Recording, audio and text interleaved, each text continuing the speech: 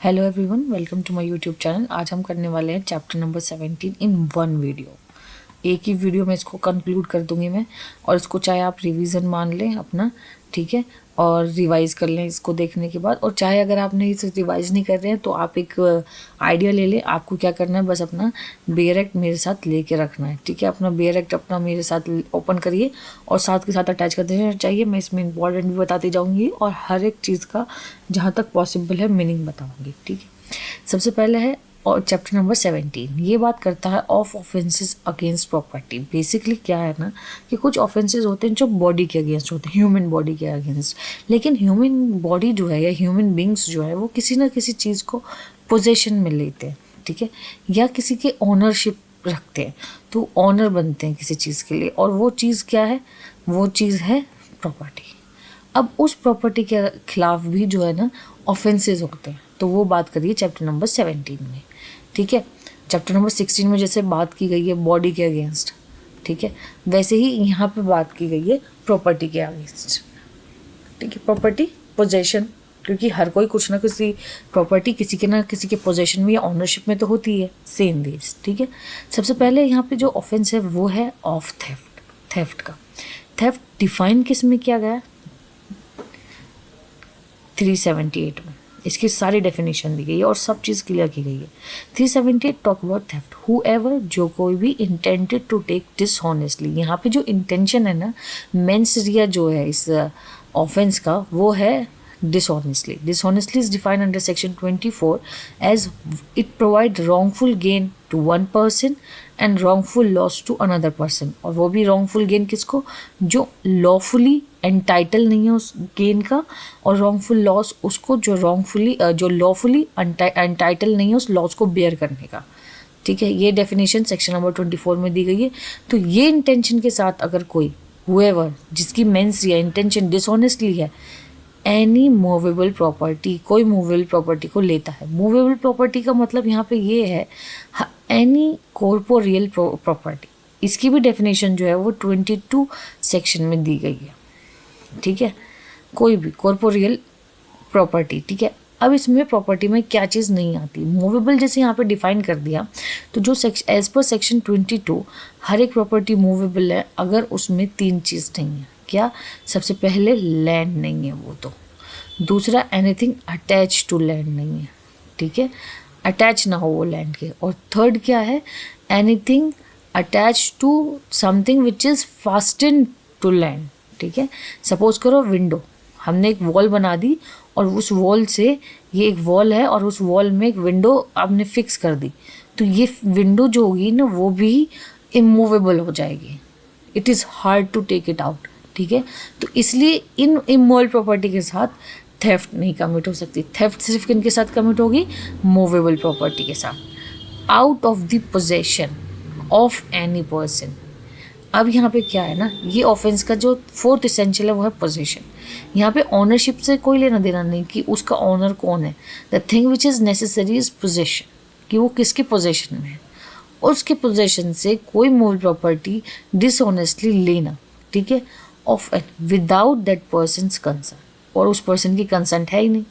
Moves, उसको उसकी जगह से मूव कर दे, हिला दे, that property in order of such to such taking, उसको लेने की इंटेंशन से उसे उस प्लेस से हटा दे। सपोज करो यहाँ पे एक बहुत फेमस सा है कि एक रिंग रखी है किसी के घर में और दूसरा जना उससे जाता है और वो उस रिंग को उस एक टेबल पे से हटा के क्या करता है, सोफे पे रख देता।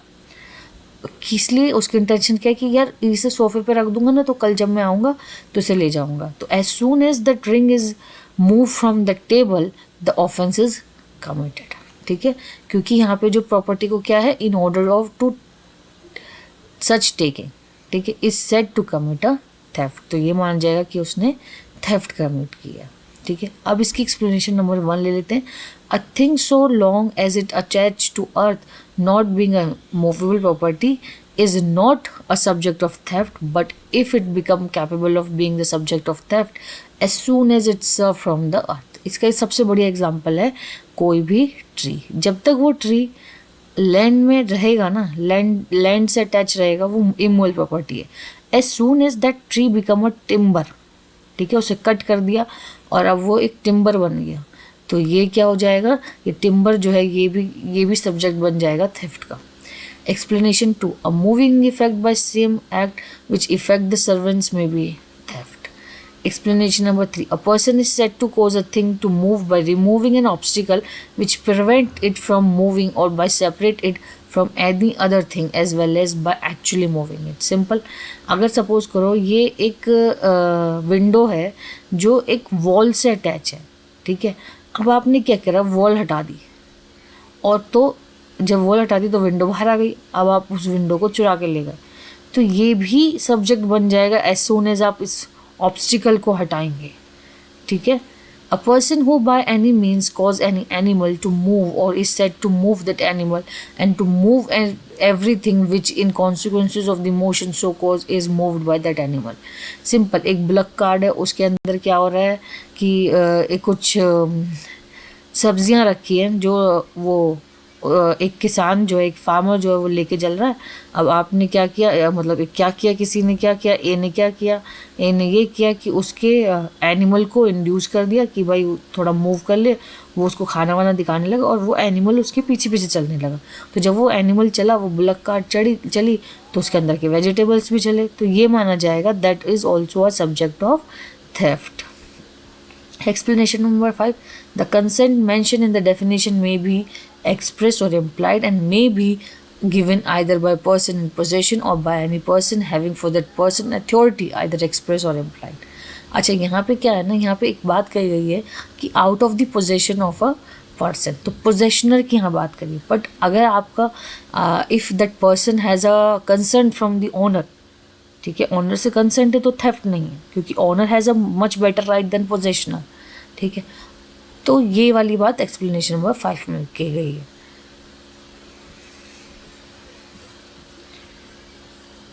इसके बहुत सारे इलस्ट्रेशन है, लेकिन जो मैंने अभी बताया वो इनफ है। 379 talk about punishment of thefts. अच्छा, मैं एक बात बता दूं, जब भी चार्ज लगता है, किसी को चार्ज करते हैं हम थेफ्ट के लिए, तो उस पर जो सेक्शन लगेगा वो 379 लगेगा, because this section give the definition of such offence. तो जिस ऑफेंस की जिस सेक्शन में पनिशमेंट होती है वही ऑफेंस जो है वो चार्जशीट में लगता है, ठीक है। अब इसकी पनिशमेंट क्या है, whoever commit theft shall be punished with imprisonment of either description for a term which makes sense to 3 years or with fine or with both, 3 साल तक की सज़ा।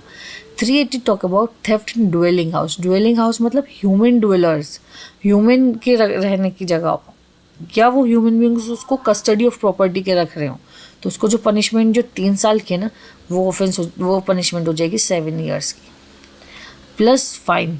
फाइन यहाँ पे ऑप्शनल नहीं हो जाएगा, फाइन प्लस हो जाएगा, ठीक है। 381 कहते हैं थेफ्ट बाय क्लर्क और servant of a property in position of a master. अब इसमें एक स्पेशल कैटेगरी दे दी कि यार थेफ्ट जो है ना क्लर्क या सर्वेंट कर रहा है, क्योंकि अगर ये माना जाएगा कि क्लर्क या सर्वेंट के हाथ में किसी की प्रॉपर्टी है, तो ये माना जाएगा कि ना उसका ऑनर जो है वो मास्टर है, मास्टर की तो प्रॉपर्टी है जो उनके पास है। तो वही, अब अगर किसी ने clerk being a clerk under the capacity of clerk या सर्वेंट की कैपेसिटी में रह के थेफ्ट कमिट कर देता है किसी भी प्रॉपर्टी की जिसको उसने पोजेशन में लिया हुआ है, तो that person shall be punish for imprisonment of either description which makes sense to 7 years. यहाँ पे भी 3 ईयर की पनिशमेंट जो है वो 7 ईयर में कन्वर्ट हो जाएगी, प्लस और फाइन जो है वो ऑप्शनल की जगह कंपलसरी हो जाएगा, बाउंडेड हो जाएंगे कि आपको फाइन देना ही देना है। 382 talk about theft after preparation made for causing death, hurt और restraint in order to commit the theft. अब थेफ्ट कमिट करने के लिए यहाँ पे ना फेयर दे रहे हैं कि थेफ्ट का, हर्ट और डेथ का, हर्ट का, रेस्टेन और का, या उसको कमिट करते टाइम, जैसे आपने एंट्री करते टाइम या एग्ज़िट करते टाइम या एग्ज़िट या ड्यूरिंग, ठीक है, ये चीज़ हो गई। अब यहाँ पे जो है ना 382 जो है वो 300 मतलब that is murder plus 378 that is theft, इन दोनों को अगर मिक्स कर देंगे तो ये बन जाएगा 382। 382 के चार्ज लगेंगे, क्यों? क्योंकि यहाँ पे थेफ्ट भी हो रहा है और डेथ भी हो रही है। Instead of putting this we put this, ठीक है, ये वाली बात यहाँ पे 382 में कही गई है। अब इसी में जो ऑफेंस अगेंस्ट प्रॉपर्टी है, इसमें जो सेकंड ऑफेंस है वो है एक्सटॉर्शन का, ठीक है। वो किसका? एक्सटॉर्शन का। Extortion is a second kind of offence against property. Extortion क्या कहता है, whoever intentionally put any person in fear of any injury to that person or to any other, thereby dishonestly induce the person so put in fear to deliver to any person any property or valuable security or anything signed, sealed which may convert into valuable security commits extortion. Simple यहाँ पे intention क्या है, उसको fair में रख रहे हैं, ठीक है। फेयर किस चीज़ की, इंजरी की, या तो उस पर्सन की या किसी थर्ड पर्सन की, ठीक है। और यहाँ पे डिसऑनेस्ट इंटेंशन किस चीज़ के लिए, उसको इंड्यूस करने के लिए, ताकि वो उस डर में डिलीवर कर सके उस प्रॉपर्टी को, तो या प्रॉपर्टी को या वैल्यूएबल सिक्योरिटी को। अब वैल्यूएबल सिक्योरिटी के अलावा अगर आप साइन और सील्ड कुछ चीज़ है, तो ये साइन और सील चीज़ भी जो है वो वैल्यूएबल सिक्योरिटी में कन्वर्ट हो सकती है, तो या फिर उस चीज़ के लिए, तो ये हो जाएगा कि उसने एक्सटॉर्शन कमिट किया है। अब मैं यहाँ पे ना एक चीज़ बता दूँ, theft, let's take theft here and extortion there, ठीक है। एक्सटॉर्शन और थेफ्ट में क्या डिफरेंस है, यहाँ पे इंटेंशन क्या है, यहाँ इंटेंशन है डिसऑनेस्टली, ठीक है। और यहाँ पे क्या है, यहाँ पे भी सेम ही है, बट यहाँ सिर्फ इंटेंशन डिसऑनेस्टली, यहाँ डिसऑनेस्टली के साथ क्या है, इंड्यूस करने की, ठीक है। इंड्यूस भी कर रहा है वो साथ में, ठीक है। यहाँ पे इंड्यूस करने की भी एक एडिशनल चीज़ कर रहा है, प्लस यहाँ पे जो है प्रॉपर्टी मूवेबल होनी चाहिए बस, ठीक है। मूवेबल प्रॉपर्टी होनी चाहिए। यहाँ क्या होनी चाहिए, एनी प्रॉपर्टी, कोई भी प्रॉपर्टी हो सकती है, ठीक है। Plus valuable security, plus sign और सील्ड एनीथिंग, ठीक है। ये भी साइन और सील्ड कुछ भी हो सकती है, तो ये इसमें दी गई है। यहाँ पे फेयर नहीं होता है, नॉट फेयर, ठीक है। यहाँ पे फेयर होता है, और फेयर कैसा, इंजरी कॉज करने का, ठीक है, इंजरी कॉज करने का।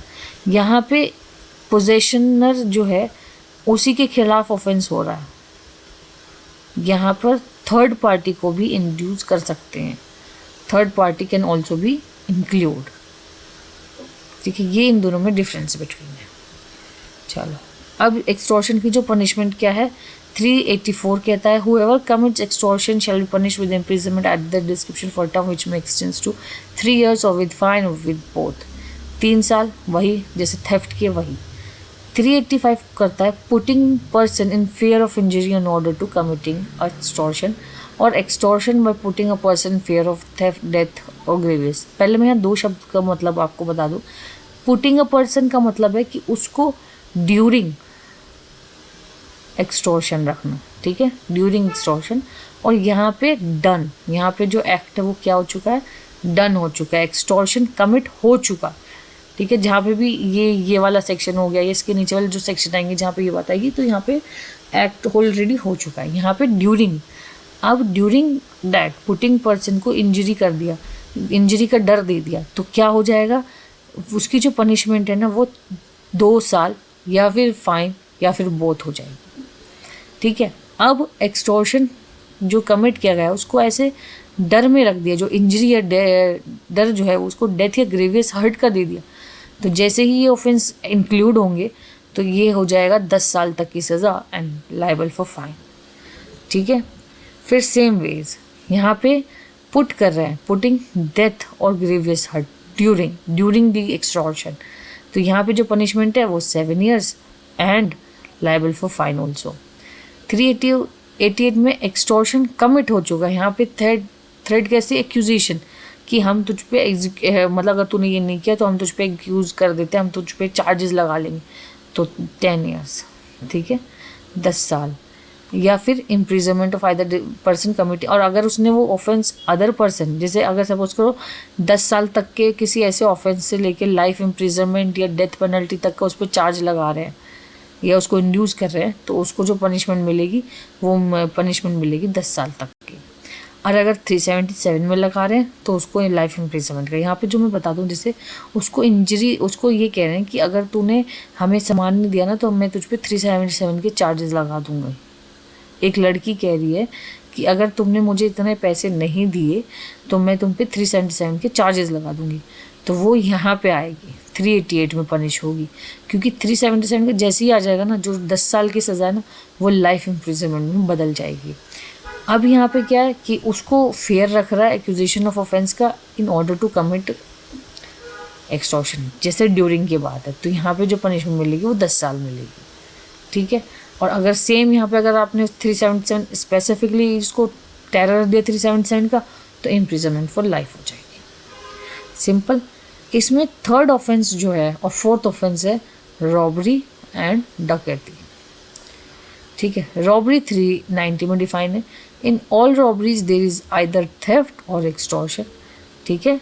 जैसे ये रॉबरी है तो इसमें थेफ्ट भी होगा और एक्सटॉर्शन होगा, इन दोनों को मिला के क्या बनेगा, रॉबरी, ठीक है। ज़रूरी नहीं सारे थेफ्ट रॉबरी हों और ज़रूरी नहीं सारी एक्सटॉर्शन रॉबरी हों, ठीक है। कुछ एक्सटॉर्शन, कुछ रॉबरी, कुछ एक्सटॉर्शन और कुछ थेफ्ट रॉबरी हैं, लेकिन सारी रॉबरी जो है वो थेफ्ट और एक्सटॉर्शन है, ठीक है। Theft is a robbery if in order to committing of the theft और in committing the theft or in carrying away or attempt to carrying away property obtained by theft, the offender of that and voluntarily cause or attempt to cause any person death, hurt, wrongful restraint or fear of instant death, instant hurt or instant wrongful restraint. Simple. जब theft के time में या तो उसने ये theft, death, hurt, wrongful restraint commit कर दिया या उसको फेयर दे दिया, तो क्या हो जाएगा, रॉबरी हो जाएगा। सेम वेज एक्सटॉर्शन करते टाइम उसने फेयर दे दिया है ना, किसका, इंस्टेंट हर्ट, डेथ या फिर रॉन्गफुल रेस्ट्रेन का, या उसको फेयर कर दिया ऐसी चीज़ करने का कि ताकि वो इन सब चीज़ों को दे सके, तो वो क्या हो जाएगी, रॉबरी हो जाएगी। The offender is said to be present if he is sufficiently near to put that other person in fear of instant death, instant hurt or instant wrongful restraint. मतलब ये माना जाएगा कि वो उसको फिजिकली प्रेजेंट कब होगा, जब वो सफिशिएंटली इतना नियर है कि अगर डेथ करने की कोज की ज़रूरत पड़ी तो वो पर्सन जो है वो डेथ भी कोज कर देगा।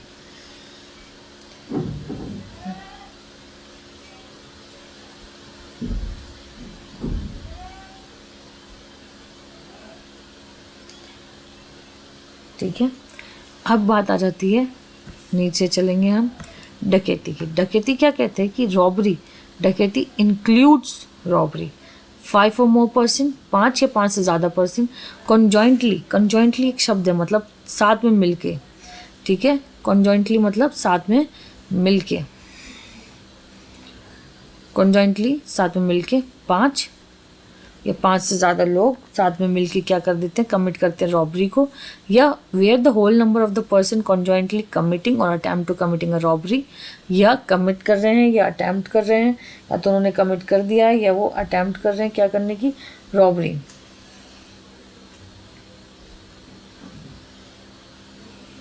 ठीक है। तो ये या वो जो पर्सन प्रेजेंट हैं ऐड कर रहे हैं अटैम्प्ट करने में 5 या 5 से ज़्यादा लोग, तो ये माना जाएगा कि उन्होंने कमिट करी है डकैती। तो यहाँ पे देखो एक चीज़ है, थेफ्ट प्लस एक्सटॉर्शन, ठीक है। अगर इनों में दोनों ऑफेंसेस में डेथ, हर्ट और रॉन्गफुल रेस्ट्रेन इंस्टेंट या फेयर हो, तो ये क्या हो जाएगा, तो ये इज इक्वल टू हो जाएगा रॉबरी के, ठीक है। और अगर रॉबरी को कमिट करने के लिए 5 और मोर, ठीक है, 5 या 5 से ज़्यादा लोग हैं, तो क्या ऑफेंस हो जाएगा, डकैती। सिंपल, सिर्फ क्या चीज़ का डिफरेंस है यहाँ पे, 5 का, समझ में आ गई।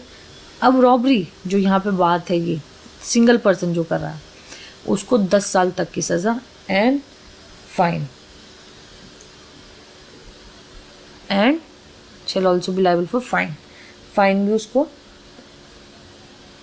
करा जाएगा, ठीक है। वहीं अगर हाईवे पे रॉबरी कमिट कर रहा है सनसेट और सनराइज से पहले तो 14 ईयर्स, ठीक है। तो क्या हो जाएगा, 14 years. Attempt to commit robbery, अगर अटेम्प्ट करने जा रहा है सिर्फ तो 7 years and shall also be liable for fine। Voluntarily causing hurt, hurt cause कर दिया है ड्यूरिंग रॉबरी, तो रिगरस इम्प्रिजनमेंट, ठीक है, rigorous imprisonment which makes sense to 10 years or in life imprisonment and shall also be liable for fine। डकैती, जैसे ही 5 लोग आ जाएंगे रॉबरी कमिट करने, डकैती हो जाएगी और उसकी तो डायरेक्ट पनिशमेंट क्या है, imprisonment for life और rigorous imprisonment for term which makes sense to 10 year and shall also be liable for fine।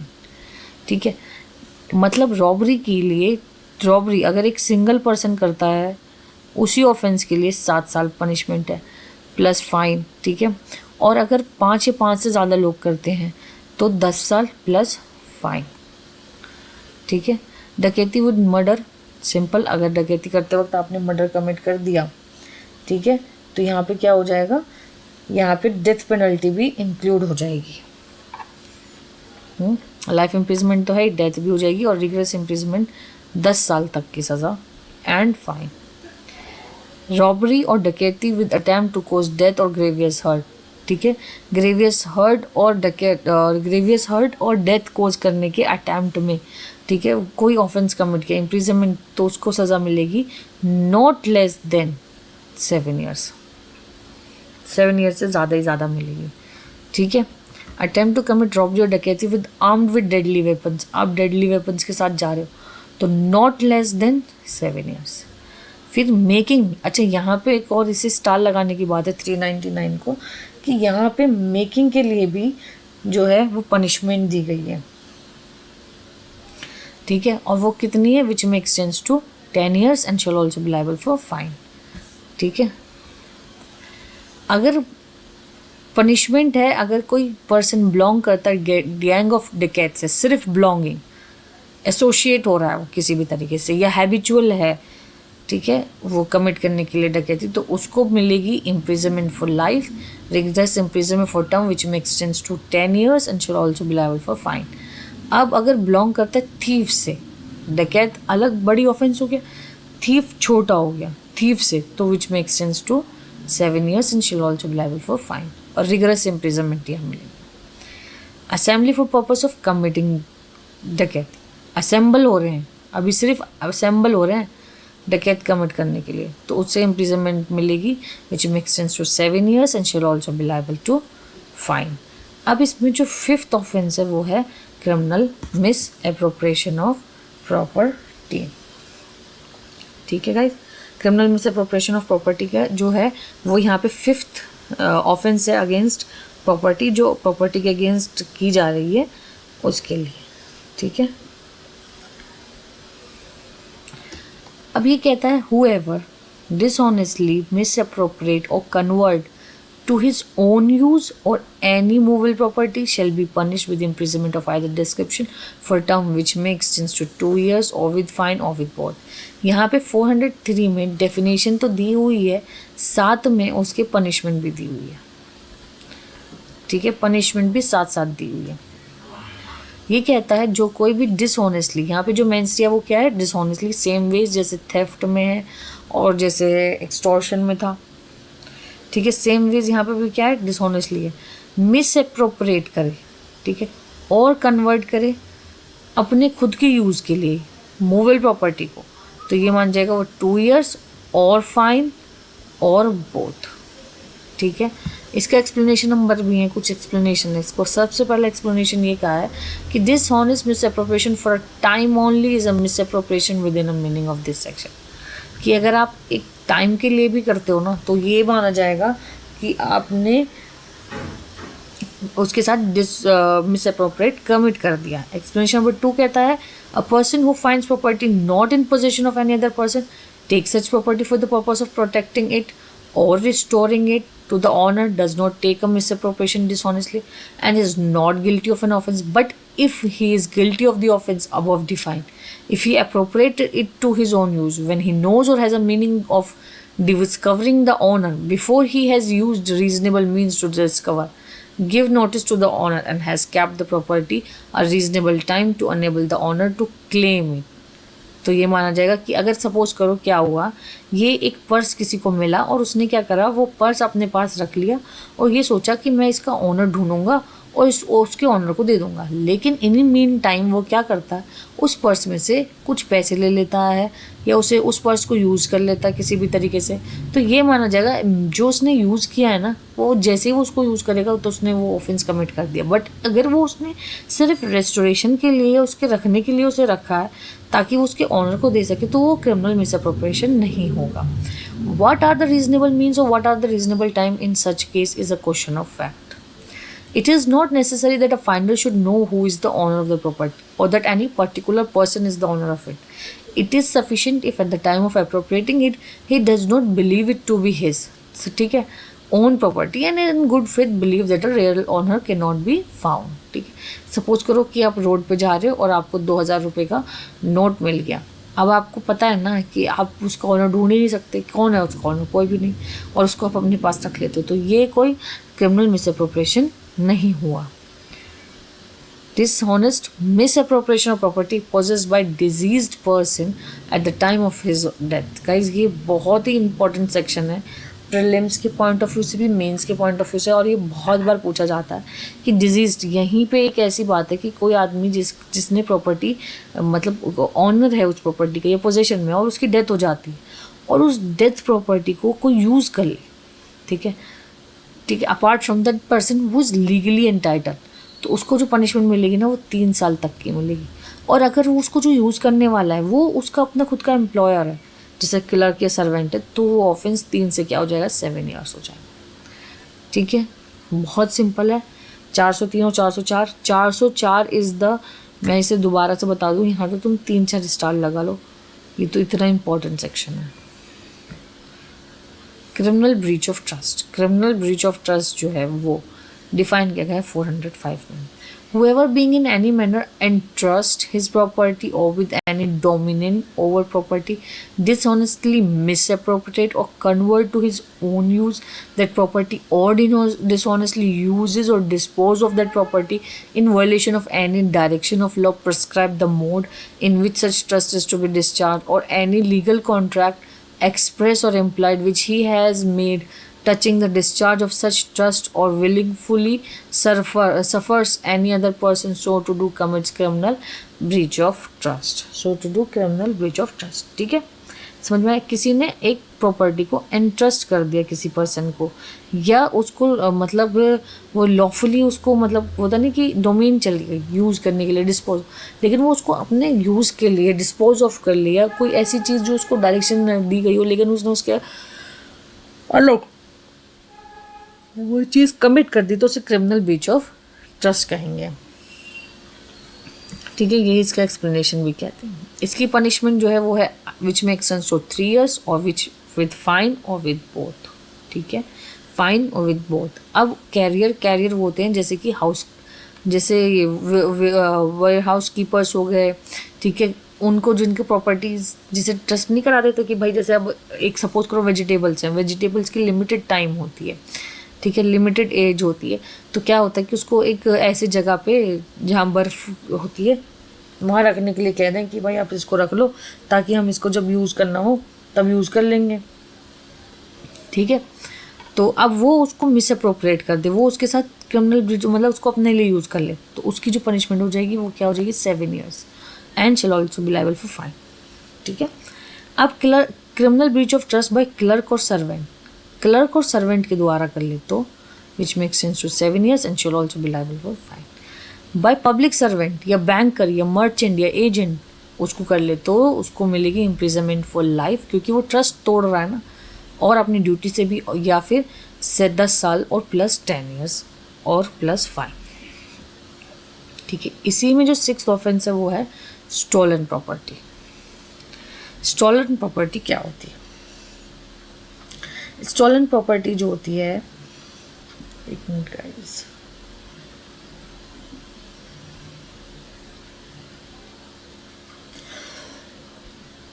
जो भी प्रॉपर्टी प्रीवियस ऑफेंसेस में एक्वायर कर लेना उस प्रॉपर्टी को स्टोलन प्रॉपर्टी कहते हैं। जैसे थेफ्ट से या एक्सटॉर्शन से या रॉबरी से या क्रिमिनल मिस एप्रोप्रिएशन से या क्रिमिनल ब्रीच ऑफ ट्रस्ट से, ठीक है, आपने इन चीज़ों को कमिट करने के बाद अगर किसी प्रॉपर्टी के पोजीशन में है तो उसको क्या कहेंगे?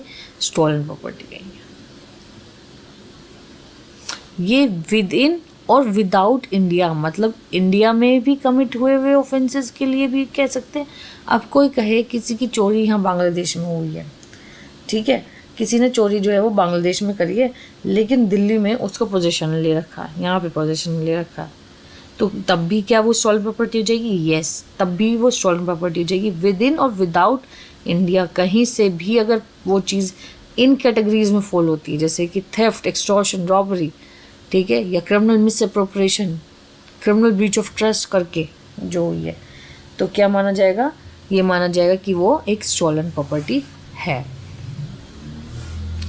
And but if such property subsequently come into possession of a person legally entitled to the possession thereof, it then cease to be stolen property। मतलब सपोज करो कि वो घूम फिर के एक ऐसे लॉफुल पर्सन पे आ गई जिसकी खोई थी उसी को मिल गई वापस, तो तब ये स्टॉलन प्रॉपर्टी नहीं होगी, चाहे उसके साथ थेफ्ट कमिट हुई भी हो, लेकिन अगर वो लॉफुल उसका ओनर है तो ये चीज़ नहीं होगी, ठीक है। अब क्या बात होती है? 411 डिसऑनेस्टली रिसीविंग स्टॉलन प्रॉपर्टी।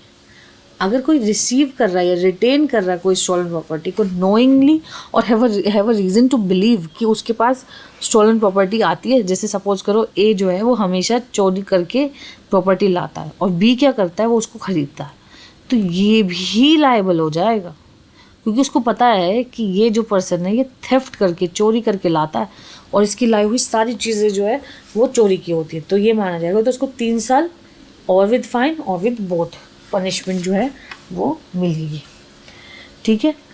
इन कमीशन, अब एक स्पेशल कैटेगरी जो यहाँ पे नहीं थी वो यहाँ पे है, वो है डकैती। Dishonestly receiving property stolen in the commission of डकैती, डकैती के टाइम में, तो सीधा उसकी पनिशमेंट जो हो जाएगी ना, वो हो जाएगी इम्प्रिजनमेंट फॉर लाइफ या rigorous imprisonment for a term which make sense to 10 years and shall also be liable for fine, fine के लिए। अब हैबिचुअल, जैसे चोर बाजार में किसी की दुकान है, वो हैबिचुअल है चोरी की सामान लेने के लिए, तो उसकी जो पनिशमेंट है वो क्या हो जाएगी? इम्प्रिजनमेंट फॉर लाइफ और डिस्क्रिप्शन कितना? 10 years and shall also be liable for fine. अब assisting in concealment of stolen property, अब क्या हो रहा है कि ए जो है उसको असिस्ट कर रहा है कि छुपाने में स्टॉलन प्रॉपर्टी की, ठीक है, उसे पता है कि स्टॉलन प्रॉपर्टी, लेकिन उसको कंसील कर, छुपाए, तो ये क्या हो जाएगी? 3 years और विद फाइन और विद बोथ, ठीक है। अभी जैसे हमने ये वाला कौन सा ऑफेंस था, क्रिमिनल 5th, ये हो गया 6th, criminal breach of trust हो गया 6th, ठीक है। अब आ जाते हैं 7th पे, ये हो गया 7th ऑफेंस। अब आ जाते हैं हम 8th क्या बात करते हैं? चीटिंग, ठीक है। हुएवर बाय डिसीविंग, यहाँ क्या कर रहा है? डिसीव कर रहा है, फ्रॉडुलेंटली मतलब उसकी इंटेंशन फ्रॉड करने की है, या डिसऑनेस्टली इंड्यूस कर रहा है किसी पर्सन को डिसीव करने के लिए, डिलीवर एनी प्रॉपर्टी और एनी पर्सन और to concern that any person shall be retain any property, और intentionally induce the person so deceive to do, करने के लिए, और omit to do anything which he would not do or omit if he were not so deceived, which act or omission cause or is likely to cause a damage or harm to that person in body, mind or reputation or property is cheat। तो ये मान जाएगा उसने cheating की है। यहाँ जो mains रिया है ना, वो क्या है? वो है फ्रॉडुलेंटली या डिसऑनेस्टली इंड्यूस करना किसी भी पर्सन को कि वो डिलीवर कर दे प्रॉपर्टी को उस पर्सन को या किसी तीसरे पर्सन को, ठीक है, और उस प्रॉपर्टी को रिटेन कर ले इंटेंशनली, ठीक।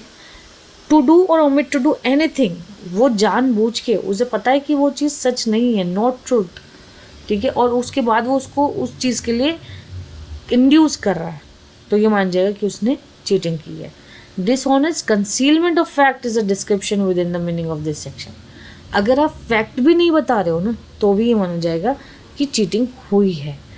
अब उससे भी ज़्यादा बड़ा ऑफेंस है ये।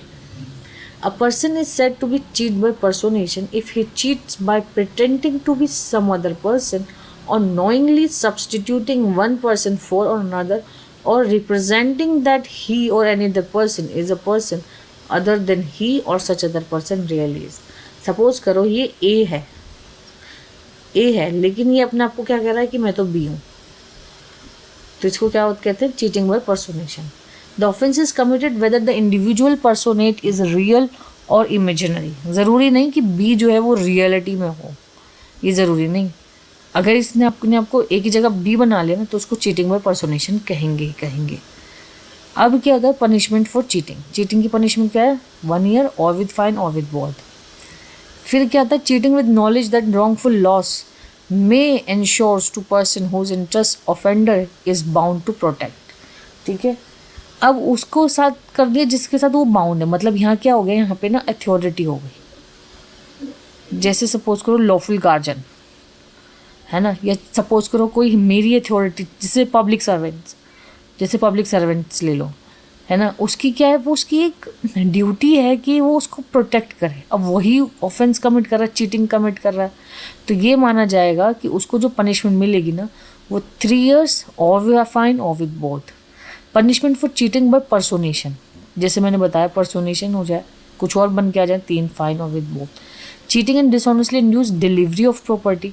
Whoever cheats or thereby dishonestly induce the person deceived or deliver any property to any person or make, alter or destroy the whole or any part of valuable security or anything which is signed, sealed, is capable of being converted into valuable security shall be punished with imprisonment of either description for a term which makes into 7 years and shall also be liable for fine.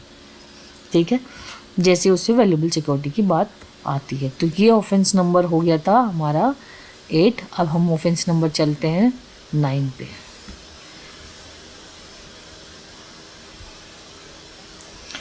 जो क्या बात करता है? Of fraudulently deeds and disposition of property. ठीक है, अगर dishonest fraudulently remove और conceal of property, prevent distribution among creditor, तो उसकी पनिशमेंट क्या हो जाएगी? 2 year और विद फाइन और विद बोथ. अब डिसऑनेस्टली फ्रॉडुलेंटली प्रिवेंटिंग डेब्ट being available for creditors, punishment क्या हो जाएगी? 2 years और विद फाइन और विद बोथ. अब डिसऑनेस्ट और fraudulently execution of a deed of a transferor containing false statement of consideration, false statement रख लेना, तो 2 years और विद फाइन और विद बोथ. ठीक है, डिसऑनेस्टली और फ्रॉडुलेंट रिमूवल और concealment of property, either description for a term which makes sense to 2 years or with fine or with both. 9. Mischief actual में होता क्या है? Whoever with intent to cause or knowing that he is likely to cause wrongful loss or damage to public or any person, cause the destruction of any property or any such change in any property or in situation thereof as destroys or diminished its value or utility, affects its injuriously commit mischief. जो कोई intention रखे कोज करने की. ठीक है, sorry guys, I want 2 minutes.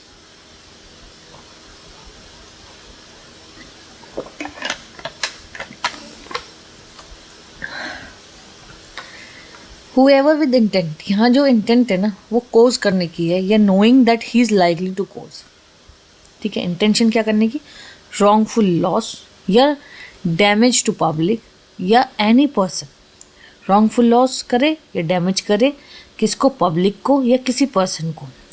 कोज करे destruction of the property और any change in any property और इन सिचुएशन देयर ऑफ, या तो उस प्रॉपर्टी में चेंज करे या डिस्ट्रक्शन करे या उसकी जो सिचुएशन है उसको डिस्ट्रॉय कर दे और डिमिनिश इट्स वैल्यू, उसकी वैल्यू को डिमिनिश कर दे, यूटिलिटी को डिमिनिश कर दे, या इफेक्ट करे इंजूरियसली कमिट्स मिसचीफ. ठीक है, तो उसको क्या कहेंगे? Mischief. It is not essential that offense of mischief that the offender should intend to cause loss or damage to honor of the property injured or destroyed. It is sufficient if he intend to cause or knows that he is likely to cause or wrongful loss or damage to any person by injuring any property whether it belongs to that person or not. ठीक है, चाहे वो उससे belong करती हो या नहीं. दूसरा एक्सप्लेनेशन क्या कहता है? मिसचीफ में be committed by any act affecting property belonging to the person who commits that or to that person or other jointly, उस person को या किसी और person को jointly, ये भी हो सकता है. अच्छा, अब यहाँ एक क्वेश्चन आता है, मैं एक सेकेंड दोबारा इसको लेके आई हूँ कि क्या मिसचीफ जो है वो अपने साथ कमिट हो सकती है, क्या कोई मिसचीफ कमिट कर सकता है अपने साथ? तो उसका आंसर है यस, कर सकता है। क्यों? क्योंकि उसे अगर सपोज करो ये प्रॉपर्टी है और इसे ए और बी जॉइंटली लेके रखते, लेकिन ए क्या करता है, उसके साथ मिसचीफ कर देता है, उसकी वैल्यू को डिमिनिश करने के लिए कोई एक्ट कर देता है, तो ये माना जाएगा कि ए हैज़ कमिटेड मिसचीफ। ठीक है, ए ने क्या कमिट किया? मिसचीफ। इसकी पनिशमेंट जो है 426 में दी गई है, विच इज़ 3 months और विद फाइन और विद बोथ। अब 427, mischief cause damage to the amount of 50 rupees. अगर 50 रुपीज़ का मिसचीफ करके करते हो, 2 years और विद फाइन और विद बोथ। 10 रुपीज़, 50 रुपीज़ के बाद अब आया 10 रुपीज़, तो यहाँ पे 2 years और विद फाइन और विद बोथ। अब उसको किलिंग और मीमिंग कैटल को, और वैनी वैल्यू और एनिमल जिसकी वैल्यू 50 रुपीज़ से ज़्यादा की है, या 50 रुपीज़ की है, 5 year और विद फाइन और विद बोथ। आप मिसचीफ कर रहे हो इरिगेशन से रिलेटेड, ये डाइवर्ट कर रहे हो पानी की, तो 5 years और विद फाइन और with both. Public road, bridges, rivers, channels, इन सब के साथ, तो which make sense to 5 years और विद फाइन और विद बोथ।